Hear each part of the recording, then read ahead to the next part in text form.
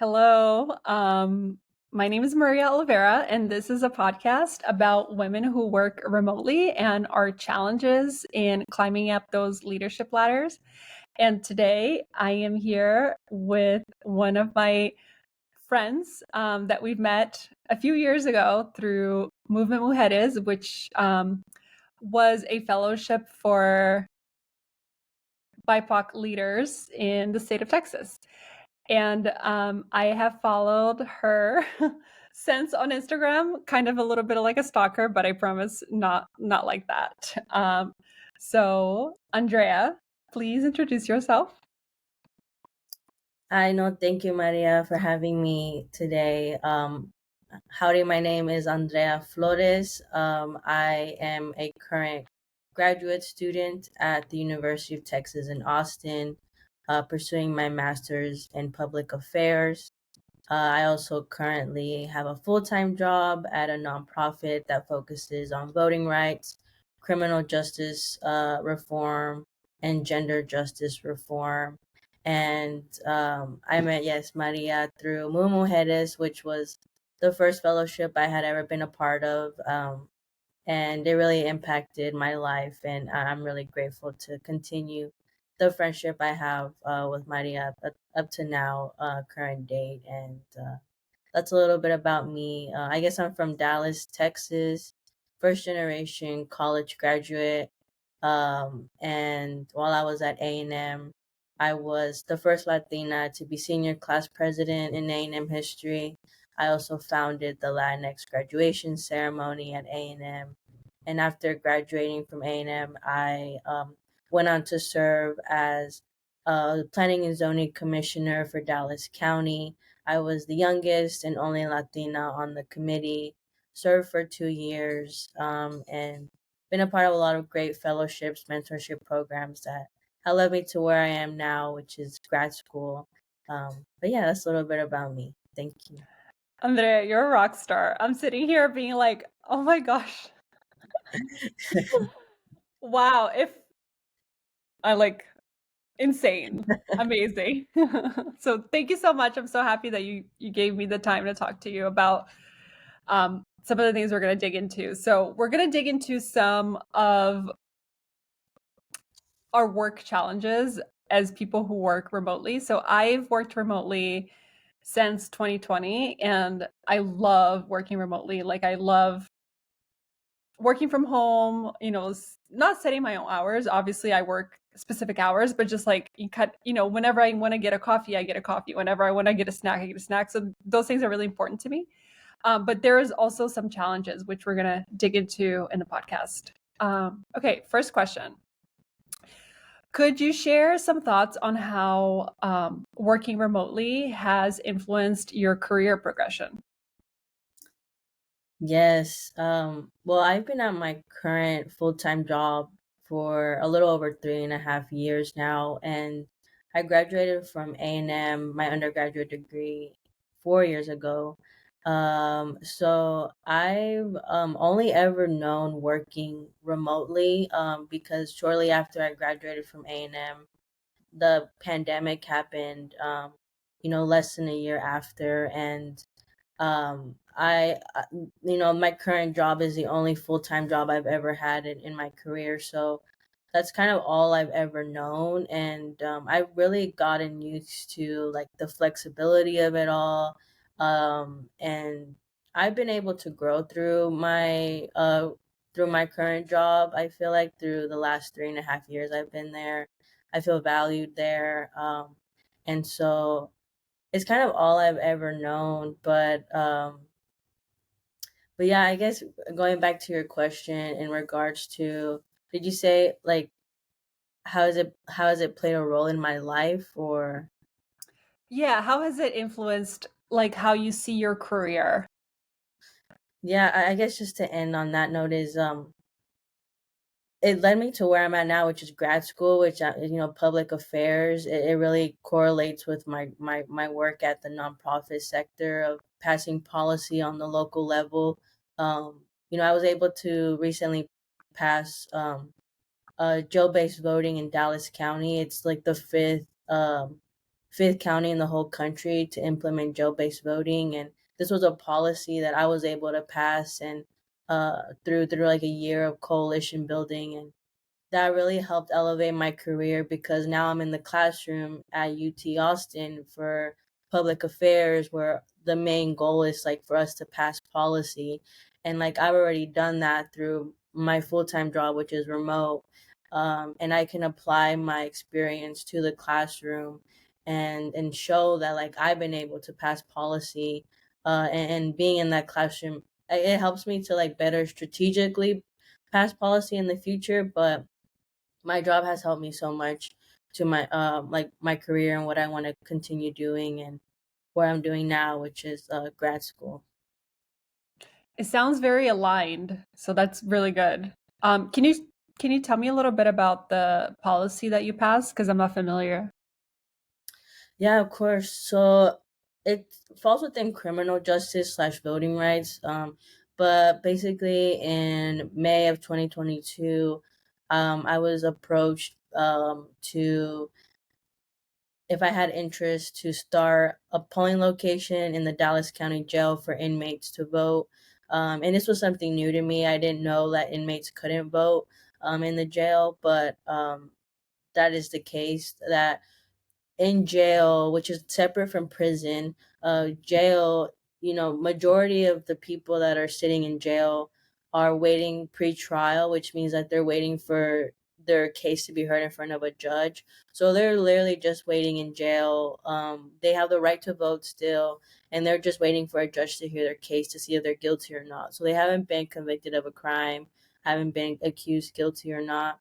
So knowing just because someone's in jail doesn't mean they're less human, and they should still have the right to vote. They're still a citizen of our community. And so I was really impacted by that and how Harris County was able to pass that like a year or two prior to 2022, and just see the success of it all. I really wanted to bring it to Dallas County, which is where I'm born and raised, and I feel like so many black and brown people are the ones that are usually are majority incarcerated. So with that disadvantage that me as a brown person has, I wanted to help my community. So I gathered a coalition of like really great organizations, like nonprofits, and it was like attorneys as well, and it was like 10 or 12 of us, and we would meet bi-weekly. And for a year, we pushed this effort forward.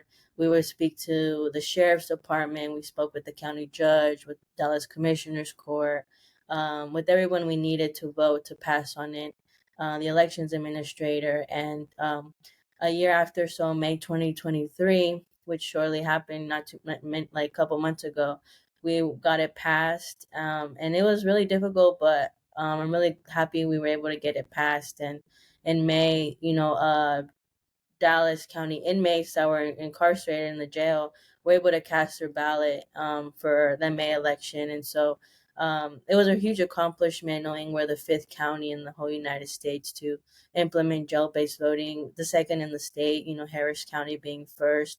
I believe um, California has it, Chicago has it, and one more other state has jail-based voting. But knowing that the November 7th election is soon approaching here in Texas, we got it confirmed that jail-based voting in Dallas County is a permanent polling location, and inmates can now vote inside the jail, which is something that I'm really proud of. And it shouldn't be the case that as an advocate and community organizer, we have to fight for this because everyone should have the right to vote. But it is sad to know that there's so many people sitting in jail, and just because they're in jail doesn't mean they're less human, and they should have that right to vote still. So that's a little bit about the policy that I was able to pass recently, and I led it, which was really crazy to Wow. know that I'm leading an organization with attorneys that went to Yale, UT Law, and like I'm just really proud of myself that I was able to do that. And yeah, that's a little bit about it. That's so impressive. You should be so proud of yourself and wow. I'm just like honored to be in your presence, as cheesy as that may sound. Likewise. So I wanted to ask, because it seems like you've had a really positive experience working remotely so far. Um, and if there are none, like that's fine. But have you had any challenges working remotely? I would say I have. I feel like in the 3.5 years I've been at my job, I only recently, like last week, got a new title with a new um level up the ladder, I guess you could say, hypothetical ladder. Um and there's not much mobility to move up the ladder in my remote job. I've always been the Dallas advocacy organizer since I started, 3.5 years ago. And only last week, I'm being promoted to a senior level with a new title, more responsibility. So I feel like there has not been a lot of mobility in regards to moving up the ladder, as I would like to see. But I am grateful. I've always gotten a pay raise every year. My pay has doubled since I started 3.5 years ago. So I'm appreciative of that upward mobility. But I would say, in regards to my professional uh, development in moving up the ladder, that might not be comparable as I would have liked to see. So yes, I have faced some issues in regards to that. Well, congratulations on your promotion. It's well earned. Thank you. And I can so relate to you because so I've been in two remote, technically three, but two remote work settings. And it always feels like that in a remote space, in my experience, that the ladders are really like shut, like it's not as clear to move up because there's somebody above you who's not moving and they're great, but there's really nowhere else for you to go. So I've definitely felt that. And I wonder if that may be a reason for why so many people in our generation like job hop so much. For me, and I think it might be the same for you. I work for a really great organization, so I don't have the incentive to job hop for like an incremental amount, but I can totally see that if you're dealing with a boss who's like a pain in the ass, that you'd want to job hop right away. So, um, do you see that around your peers? Like, do you feel like they're job hopping and for what reasons? I do see a lot of job hopping. I think just in general, like from my graduating class at A&M, I've seen my friends Mm, bounce around like every year, because they always tell me, oh, I know I could get paid better over here.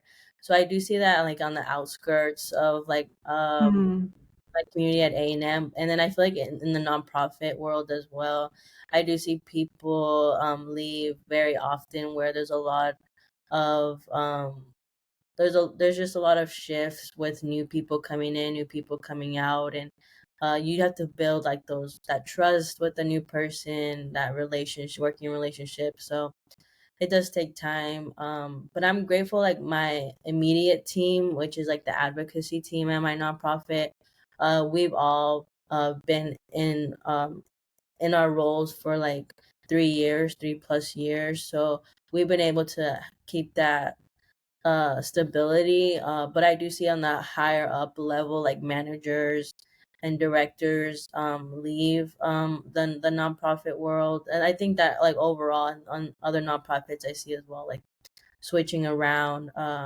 So it is very common I've seen, but I think I'm personally, I like stability, and maybe at least like a little bit of fear of like moving somewhere else. Um, so that's kind of probably why I've stayed where I'm at so long. But I guess I compensated with like I only have 32-hour work weeks when I still get paid 40 hours. It's remote, and I get good health benefits, and so I kind of compensated like that. But I think now that I'm like 26, I think of like, do I really want to continue this career where I'm currently at after I get my master's, kind of looking at what else is available, and uh, facing that fear of of changing, but that's just me personally, just not being used to change. Andrea, I feel like I'm talking to the next president, so I believe you can do anything you want. Um, so I have a question. Do you feel like working remotely that it's easier or more difficult to have a diverse group of people that you work with? Which what do you think? I do. I think well, I guess like my full-time job experience has only ever been remote, like I already said, but my nonprofit organization is very diverse. Like my team, my immediate team is very diverse. Um and I feel like there's a lot of diversity where I'm currently at. And I feel like when I was like a Dallas commissioner for planning and zoning, that was in person. Um, I think from like 2020 to 2022, when I was in that role, I was the only Latina. I was the youngest, so I didn't see a lot of diversity there, but I didn't get paid for that role. It was more voluntary. So, but where I'm currently at, and I see like a lot of diversity. My executive director is Latina. There's a lot of Latinas that are managers. Um, but I think we need like more diversity besides like Latinos, and I think we only have like one or a few like African Americans and like a few white people. So it's like majority Latinos, which I Mhm. personally like because I don't really see those spaces often. But I feel like we can always strive for more diversity and inclusivity. That's interesting you mentioned that because I feel like the organization that I work for, we're like nationwide. So in my team, we have literally my team is 3 people and each one of us is in a different time zone. So the diversity is like very not intense in a bad way, but like in a good way. But as you know, I owned a vintage clothing store, like a retail business in Austin, Texas. And that industry was not diverse at all. I feel like it was really hard well, speaking of Latinos, because I would see a lot of Latino people who would start up, small little shops, and the churn with them would always be faster because, they didn't have a lot of support. So I felt like that industry was like super not diverse, and that was kind of frustrating. I think it's getting a little bit better in Austin specifically, but when like 3 or 4 years ago when I was like heavily involved with it, it really wasn't. That was always kind of a thing. Yeah, I would always like, hype up, Passport with all my friends here in Austin. And I think whenever I would come visit, I would always see like you. I did feel like, you as a Latina were like, I felt alone in this, environment of owning a business in Austin, Texas with, all the other competitors with like vintage clothing stores or just stores in general. And I mean, I feel like even Gabriela owning like, all these Latino, you know, restaurants and, bars and clubs, like it's difficult for, us Latinos or people of color to stay open. So, but yeah, I really commended like your leadership for just, starting Passport, and it's always left an impact on me. And still Oh, my thank you. favorite jeans and my favorite shorts are from Passport, so I still wear them to this day. Thank you so much. I really appreciate your support, and you supported me the whole time. And it was really, I don't know if I ever told you, but the reason why the store closed was because our lease went up by a lot.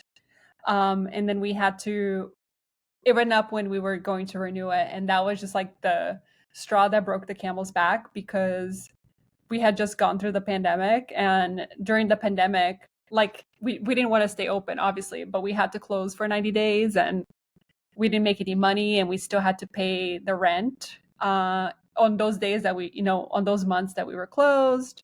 So the pandemic really like drained all of the resources out of the business. So we were like barely surviving, coming back up. And then as we're coming back up, our lease goes up 2x literally. And it was just like, it was like, okay, this is time to go. And for a while there, I was like, I guess depressed is the word for a long time because it feels like a failure. I mean, it wasn't a failure, but it feels like a failure. And that's when I was messaging you that I started to refocus on like my school because it was always my dream to finish my bachelor's. And I finished my bachelor's at A&M Commerce. And then I went and got my master's, and now I'm talking to you because I'm doing a PhD. So That's so amazing. doing the Yeah, most. I wouldn't. I feel like I wasn't. To me, it doesn't feel like a failure, with passport, because like I guess me on the other end, it's like I think at that time everybody's rent was going up in Austin like a lot. Hmm. I know my executive director, she's in Austin, and she talked about how her rent was going up $800 more, and nothing was changing. It was just the price, and she was considering moving to San Antonio, for it to be cheaper. So I feel like Passport was a really respected and still is respected, clothing store in Austin. And I remember I would be in an Uber and I would be like, "Oh yeah, I'm going to a Passport," and the guy would be like, "Oh, I love that place. I always get like Oh my my favorite gosh. there." So you guys have always been, I feel like in my eyes, well respected, and I still support with the pop ups, but it was definitely inspiring to see, you drive Passport forward and everything you did with it. Thank you. That means a lot to me. I'm no longer involved with it because once it closed, Ryan just took over because he wanted to keep doing pop-ups and I obviously moved. So I'm no longer involved at all. So he does it. It's all his stuff now and I'm happy for him. But I'm happy that it goes on, to be honest, like that it still exists. And hopefully maybe one day it'll come back to become a store, but we'll see. Yeah, hopefully. Um, well, thank you for chatting about that, but let's get back to the remote stuff. I wanted to ask you, since you've been really successful, what strategies, especially for somebody in your situation who came out of undergrad and started their first, you know, big job or whatever, real job, which I hate that word, but you know what I'm saying? Like, since you have been successful, what advice would you give for other women specifically to be successful? Like, is there anything that you can say that you did that you think like this helped me? Yeah, no, that's a great question. I mean, I really feel like I'm so grateful for everything I've been able to accomplish so far, and I only owe it to like the support systems I've had around me that enabled me to like pursue all these things that I've been able to do. And I've I honestly I feel like Moo Mujeres, like that's where we met, and like that's where I met so many Mhm. other amazing women. Like that's really kind of what led me to where I currently work now. Because I was a senior in college when I was in Moo Mujeres. And I had never been in a fellowship before. Like, I'm a first generation college student. No one in my family knows what fellowships are. I thought they were religious related. And someone from the nonprofit. There was two nonprofits that were coming together to start Mu Mujeres. They approached me and said, "We really would like you to apply to this fellowship program." And because of that, I did, and I met all these amazing, like, I think like 25 women out of like 300 women that applied for this program. And um, whenever I graduated college, I I had been looking for a job. Like I at A&M, they always say like the IE network, you're gonna have such a great job after you graduate, and I Mhm. didn't find that for myself. And I really I like put it out there to like Mooms, which was the only network I had other than my university. Because I couldn't ask my parents for like networking connections because my parents didn't go to college. my dad didn't graduate high school, and so it was like, who do I lean on? And so I put it on Mujeres, messaging group chat, like looking for a job, and one of the fellows in there, women would just post job opportunities, and I would, apply. And one of the women on there, she met her spouse through like the nonprofit I currently work at, by like working for them or helping them in some sort. And so I had that connection through a Mujeres fellow that connected me to apply to, my current nonprofit role. And that having those connections really helped me to, get the interview, get the job. I really feel like was that connection. It really is those networking skills and like who you know. Because I feel like even though I did have a bachelor's degree, it felt like after I moved out of my college town and college station and moved back to Dallas, nobody really cared that I was the class president. No one cared that I started the Latinx ceremony, Latinx graduation ceremony. And no one was really willing to help me. Like, I applied to like a legal office job because I wanted to be an attorney for like 2 years after graduating college, and I got fired like for the first time ever after 3 months. And that was really shocking to me because I feel like at, 3 months prior, I was on this high pillar at, A&M, being class president, speaking in front of thousands of people in conferences, being gifted things, and being in the university's newspaper multiple times. Like, I was used to everyone telling me yes. And so once I got my job at the law office shortly after I graduated, I got fired because I couldn't translate Spanish well. And I told the attorney, well, if you would have said that in the initial interview, for me, my sole purpose was just to translate, I wouldn't accepted the job. And I feel like I just took a 360, and I felt like I was kind of alone in navigating my own career. And I was getting paid $12 at that point, and I was like, $12 when I graduated from like a top university in Texas, like, Yeah. how am I going to pay off my student debt? Uh, and then shortly after I got fired from there, the holidays were coming, and I walked into Target, and they were paying $13 an hour. And I'm like, how is Target paying people Wow. more than getting paid at the attorney's office?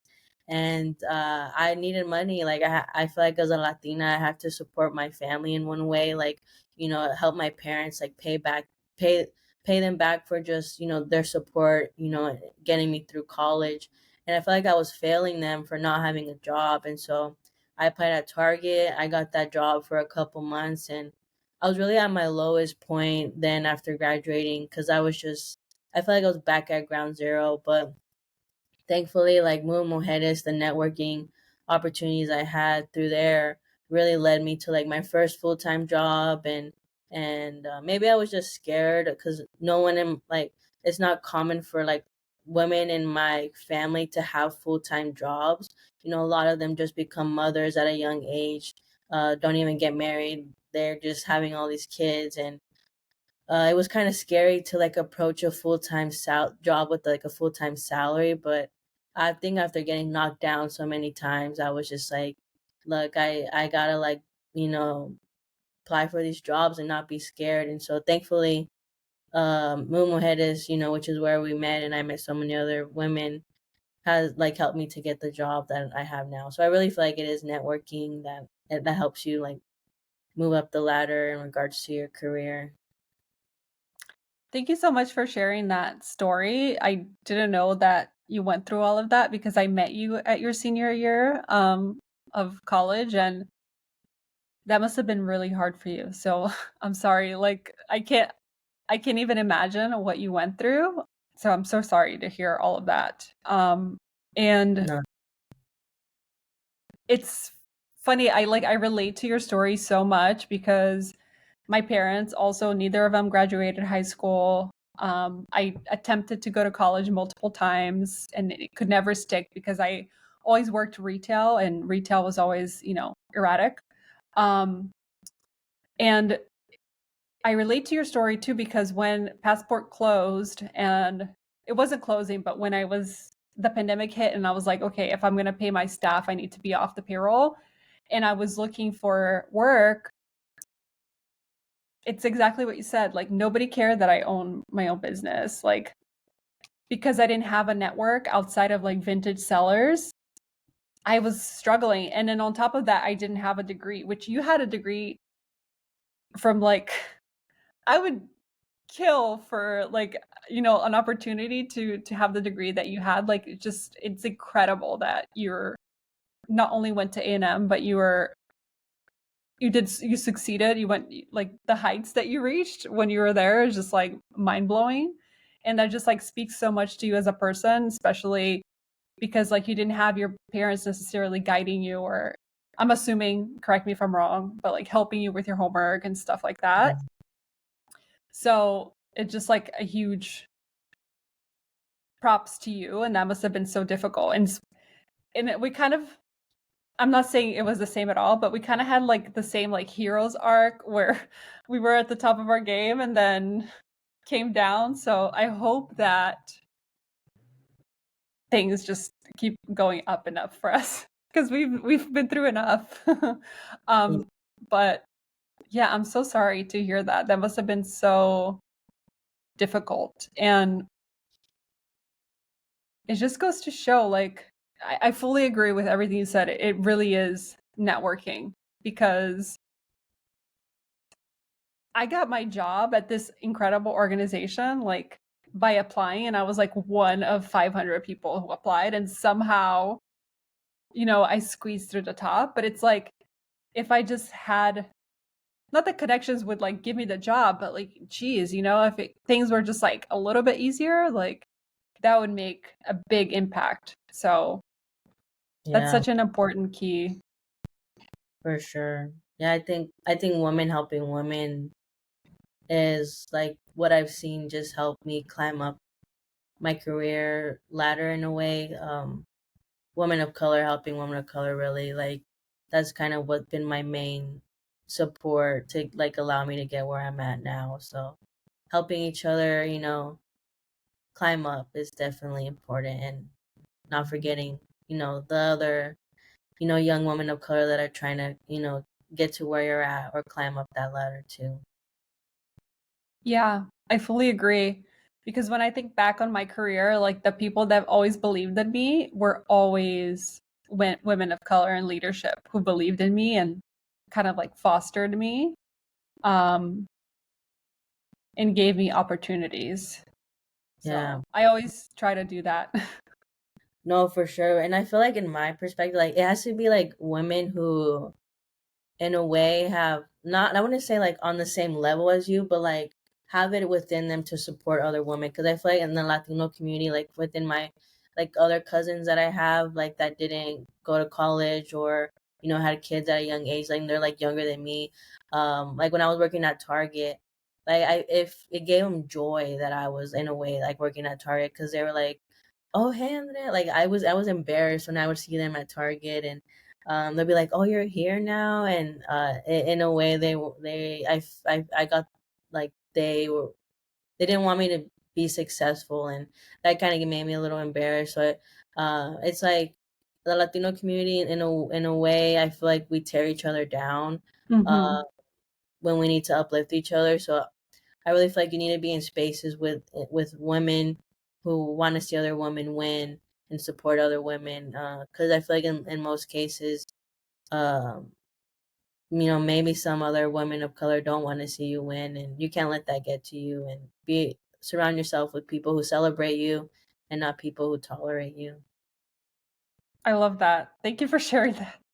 And yeah, I fully agree. You have to click and there has to be mutual respect, because I've been around long enough to where I've had those people who like sabotage you at work and just, and that just make your life so much harder. And some of them were women of color, which is like even more, it makes it more nerve wracking. So you're right. It has to be a group of people who are committed to helping each other for sure.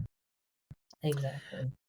Okay, so the last question is around your career journey. If you want to share what's next, I know that you started. This is year one of your master's program. Yes, first semester I'm currently in right now. Oh my gosh. And I just want to say, so I've always my biggest dream was always to finish college, and um the fact that you went to, I'm just going to like groupie a little bit, the fact that you went to A&M and now you're going to UT, especially to, oh my god, I'm forgetting the name, of course. The LBJ. LBJ, this yeah. I'm just like, wow. Like you're my hero. I think that's so incredible. And now even hearing that you did it all yourself, that your parents had a similar background to me, I'm just like, how did you do it? Like, first of all, okay, how what is it besides, is it just like you were just born this way, or what is going on? Like, are you just a mutant? I mean, I don't know. I again, I really echo like the women who supported me, that have really Mhm. gotten me to this point of where I am. Not like no one in my family has a master's degree. Not that many people go to college. Oh, sorry, you're gonna say something.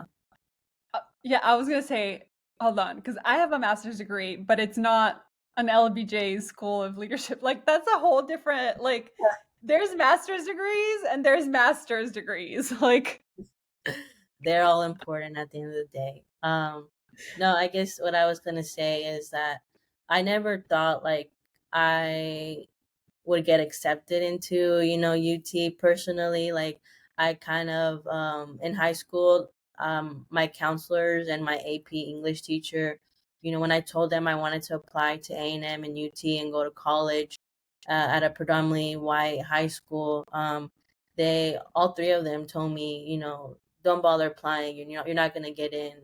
My English teacher, whose son was rooming with my brother, like post high school.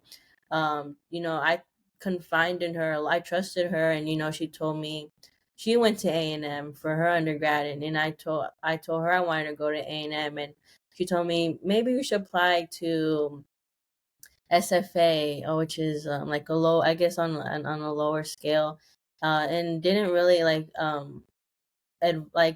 celebrate me in wanting to go to A&M, and my counselors did the same. I told them I want to go to A&M and UT, and they said don't even bother applying, you're not going to get in. And so hearing those words from my counselors and my teacher, it only made me want to prove them wrong because they were all not people of color.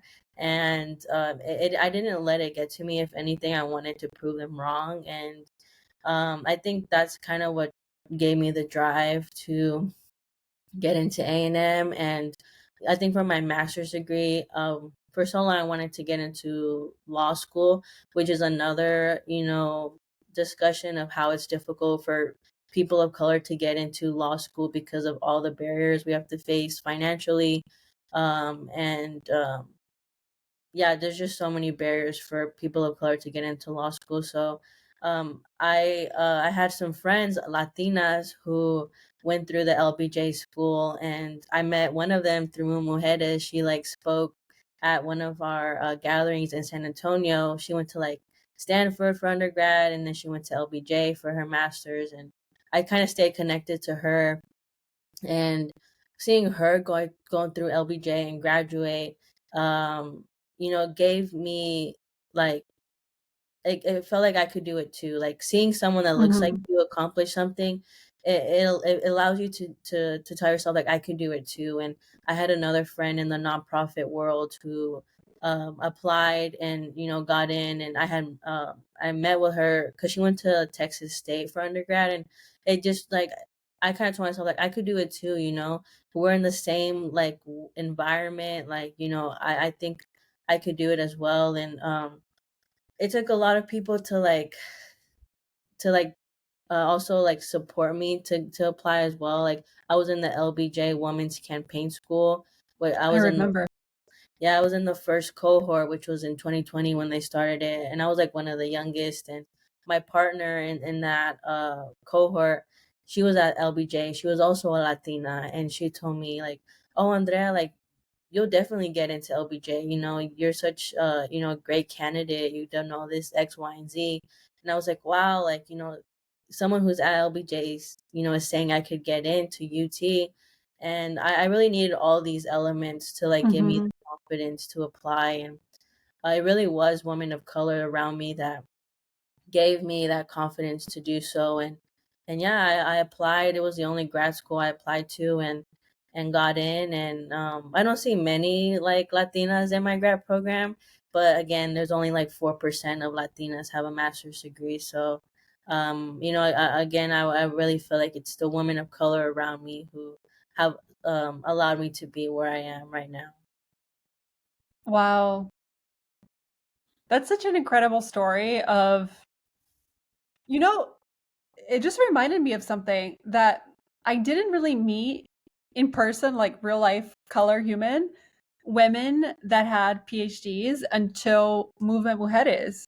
And it was actually through that experience of like talking to them, like you exist, that it kind of normalized even the idea of getting a PhD for me because my only dream, Andrea, was to get a bachelor. That was like my dream was to get a bachelor's degree.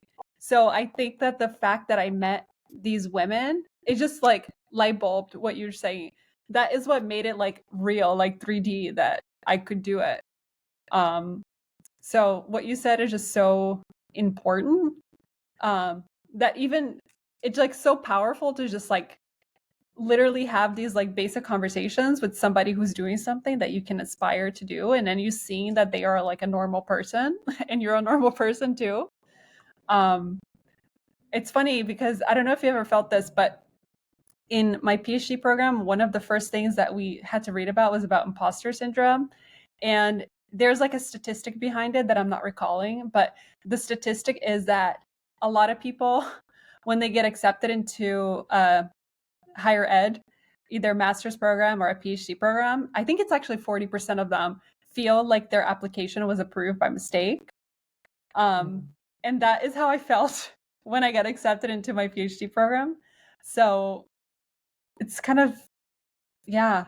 And not to sound like a groupie for, a patriarchal school system or anything like that, like, because no one school is better than the other. But the reason why I admire your gumption, intelligence, resilience into going to these prestigious schools in Texas is because I'm like a Texas nerd, history nerd, and I love like politics history.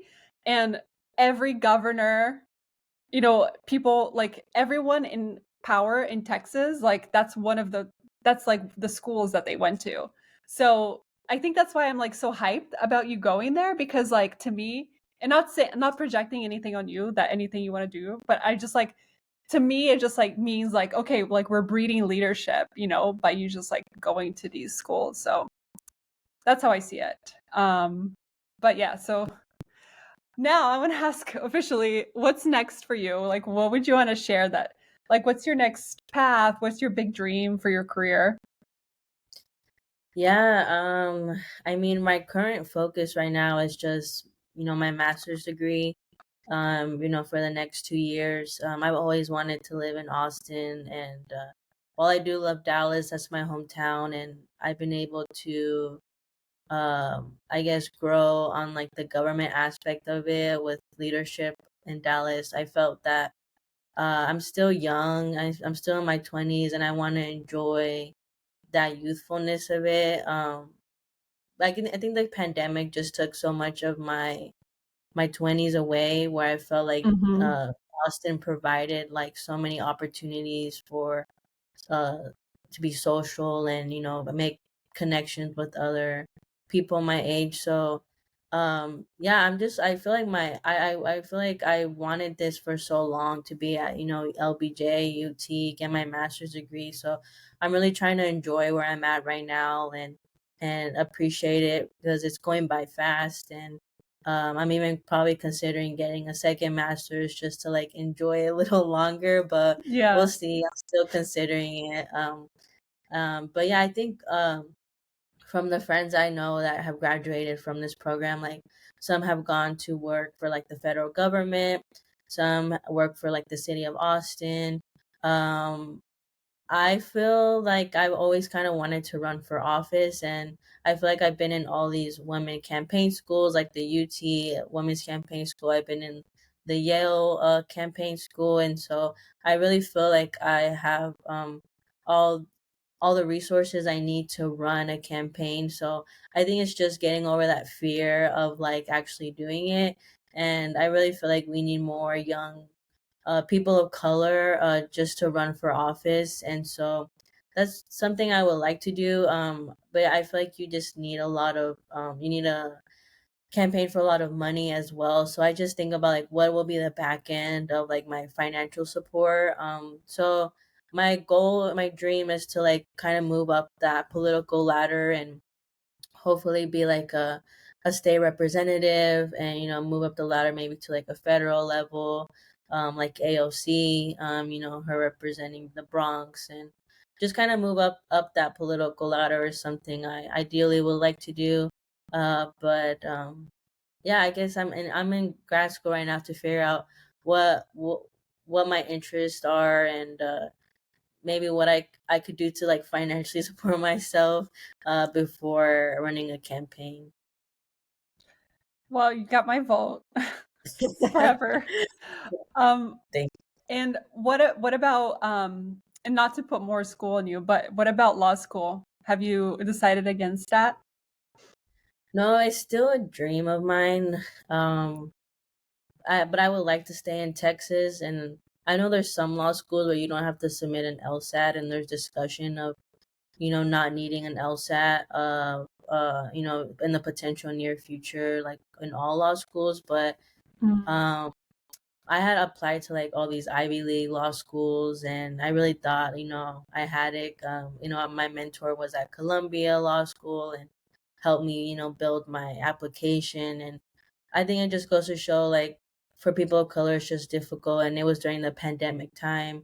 The LSAT was taken at home, and I was like living at that time in a duplex that my parents owned, a 2 room with like my parents, my grandparents, and myself. So I wouldn't say there were barriers, but like just a lot in my environment that I was going through. So it is a goal to go to law school. Like I just think right now, like like taking the LSAT while I'm in grad school is a lot. So, but it's still a dream. So I definitely do want to still accomplish that if given the opportunity to do so.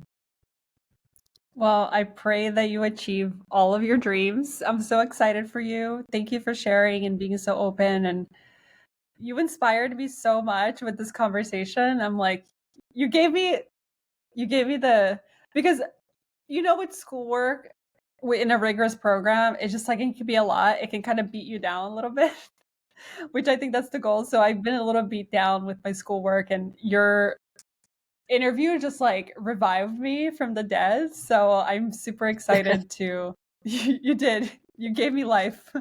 So thank you for sharing. Like I don't know how I could ever repay you for this. It was incredible. I really appreciate you for your time. Any parting words before I stop recording? Yeah, I guess we spoke on the topic of imposter syndrome, and I really learned like to now not have imposter syndrome, especially in Mm. grad school, knowing there's not that many Latinas. I've learned to tell myself that like I'm self-made. Like I got myself to this point because, I did that within myself, and to get to this point, like I've learned so much about legacy students who, Mm. they pay their way through these high end. I'm here because I'm self-made. I had no help in getting me to where I'm at, and if anything, I'm made to be in those rooms. So I guess for anyone listening, it's like don't if you feel like you have imposter syndrome, know like that you are self-made, and you're the reason that you're at where you're at right now. And the real issue is not race based acceptance, and all the people in this society who get into these places in higher ed through their money through their donations.